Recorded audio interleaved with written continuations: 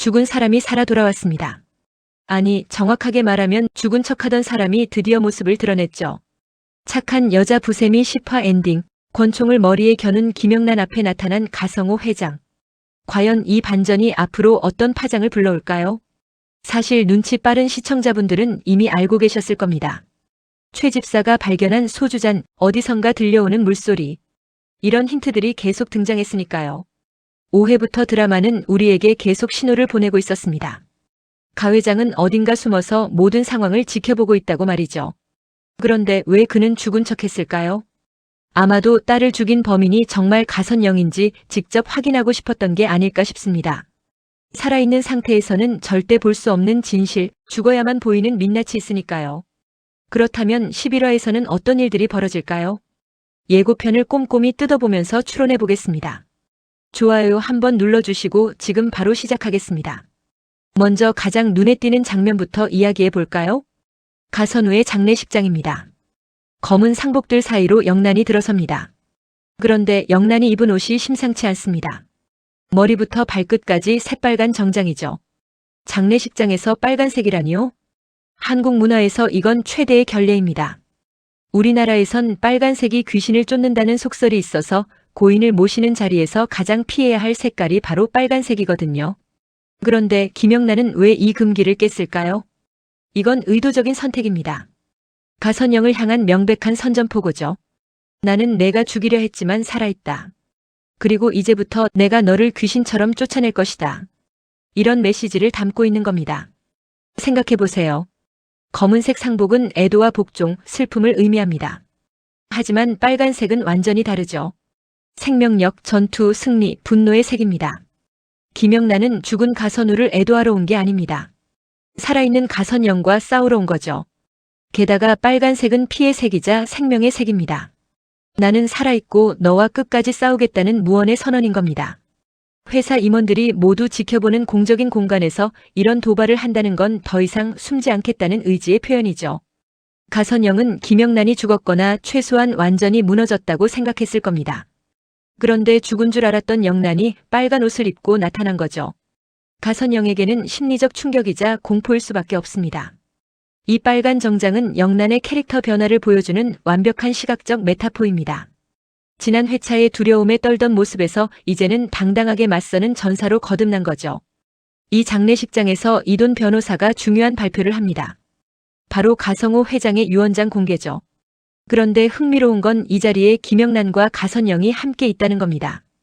같은 공간, 같은 시간, 하지만 완전히 다른 운명을 맞이하게 될 두 여자. 유언장에는 뭐가 적혀 있을까요? 아마도 가성호 회장의 모든 재산을 김영란에게 넘긴다는 내용이겠죠.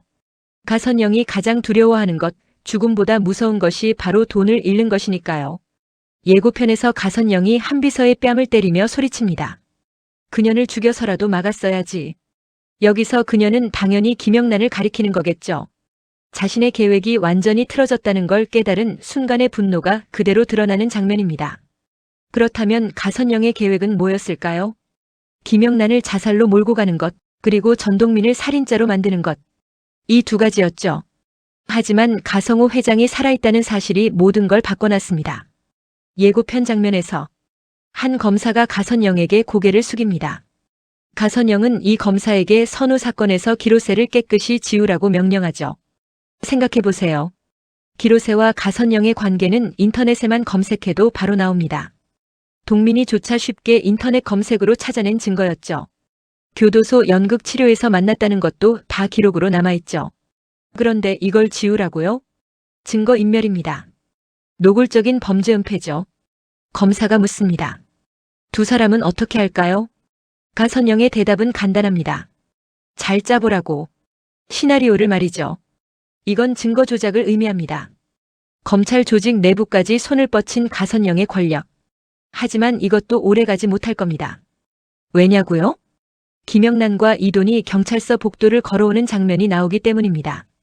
그들 뒤에는 다른 경찰과 다른 검시관이 함께 있죠. 평탄항 사망 사건 보고서가 화면에 비칩니다. 이미 보고서로 정리된 걸 보니 가선영 쪽 검사가 미리 작성해 놓은 게 분명합니다. 하지만 새로 등장한 경찰이 그 보고서를 낚아채며 말하죠. 저희가 진행하겠습니다. 판이 완전히 뒤집힌 겁니다. 전동민을 살인자로 만들려던 가선영의 계획이 한순간에 무너졌죠. 다음 장면에서 경찰들은 어딘가로 들어가려고 합니다. 그들이 향한 곳은 부검실이었죠. 아마 거기엔 기로세의 시신이 있을 겁니다. 부검을 통해 기로세가 가선우를 죽였다는 증거만 나온다면 전동민의 무죄는 자동으로 증명되니까요. 여기서 주목할 점이 하나 더 있습니다. 이 장면에서 김영란이 입고 있는 옷을 보세요. 빨간 정장입니다. 그러니까 시간 순서상으로는 경찰서에 먼저 들러서 상황을 정리하고 그 다음에 장례식장으로 간 거죠. 가선영을 제대로 도발하기 위해서 말입니다. 그런데 가선영도 가만히 당하고만 있을 사람이 아니죠. 최 집사에게 전화를 겁니다. 집안 CCTV 다 끄고 본체 있는 사람들 싹 다 빼라고. 뭔가 큰일이 벌어질 것 같은 느낌이 듭니다. 김영란을 직접 치겠다는 거죠. 조별래가 무언가를 보고 겁에 질립니다. 누군가가 구두를 신고 집에 들어오는 모습이 비치죠. 김영란과 통화 중이던 별래가 떨리는 목소리로 말합니다.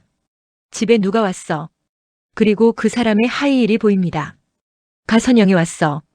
별래의 목소리와 함께 가선영의 소름 끼치는 미소가 화면을 가득 채우며 예고편이 끝납니다. 지금까지 남을 시켜서 일을 처리했던 가선영이 처음으로 직접 움직인 겁니다. 그렇다면 왜일까요? 왜 그녀가 직접 나섰을까요? 아마도 가성호 회장이 살아있다는 걸 눈치챘기 때문인 걸까요? 최 집사가 발견한 흔적들, 이상한 정황들. 최 집사는 분명 가선영에게 보고했을 겁니다. 그래서 가선영은 직접 확인하러 간 거죠. 가성호 회장이 정말 살아있는지 두 눈으로 보기 위해서요. 만약 회장이 살아있다면 유서는 무효가 됩니다. 그리고 재산이 김영란에게 가는 것도 막을 수 있죠. 심지어 그 사이에 유서를 고쳐 쓰고 가성호 회장을 직접 죽일 수도 있을 겁니다. 지금까지 가선영에게 답답하게 끌려만 다녔던 영란이 이제는 게임의 주도권을 쥐었습니다. 가성호 회장이라는 강력한 카드를 손에 쥔 채로요. 가선영은 이제 궁지에 몰렸습니다. 검사를 통한 증거 조작도 실패했고 유언장까지 공개됐으니까요. 남은 건 직접 부딪히는 것뿐이죠. 그래서 저택으로 쳐들어간 겁니다. 하지만 그곳에서 그녀를 기다리는 건 무엇일까요? 가성호 회장일까요? 아니면 또 다른 반전일까요? 10화에서 김영란은 중요한 걸 깨달았습니다. 자신이 진짜 원하던 건 돈이 아니라 사람들이었다는 것을요. 무창 사람들의 따뜻함, 전동민의 사랑, 이돈의 도움. 이런 것들이 돈으로 살 수 없는 진짜 가치라는 걸 알게 됐죠. 김영란의 엄마는 끝까지 돈만 쫓았습니다. 엄마는 위기 상황에서도 딸을 이용하려고만 했고 가선영의 스파이가 됐죠. 원래 5억 빚도 엄마가 만든 거였습니다. 이제 영란은 달라졌습니다. 자신의 과거를 마주하고 인정했죠. 어린 영란을 수시로 때리던 엄마의 내연남을 직접 대면했습니다. 그리고 비로소 과거의 상처에서 자유로워졌죠. 우리 모두의 인생에는 쉽게 마주하기 힘든 순간들이 있습니다. 잊고 싶은 상처, 지워버리고 싶은 기억들이 있죠. 그것들을 외면하면 잠시 마음이 편할 수도 있습니다. 하지만 그렇게 덮어둔 고통은 결국 우리 안에서 썩어가며 삶 전체를 병들게 합니다. 김영란이 보여준 건 바로 그 두려움과 마주하는 용기였습니다.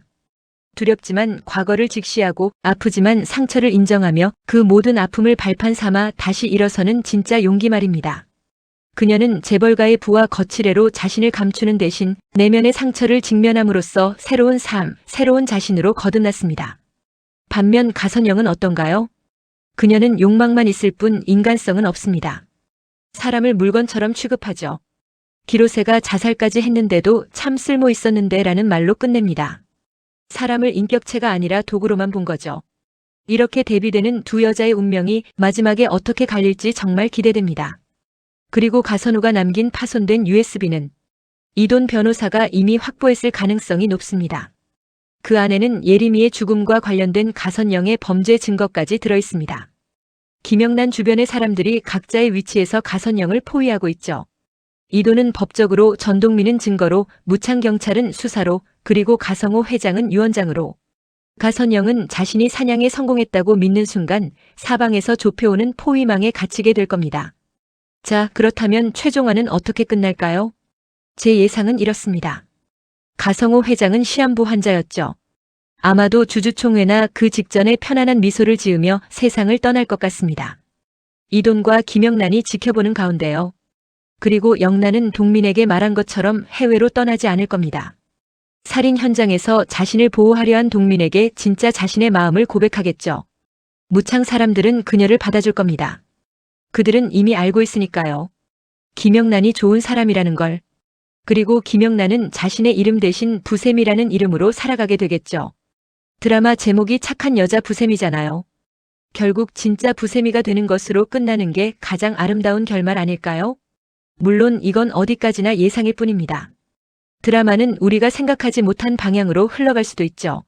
하지만 분명한 건 김영란의 반격이 본격적으로 시작됐다는 겁니다. 이 드라마가 우리에게 던지는 메시지는 뭘까요?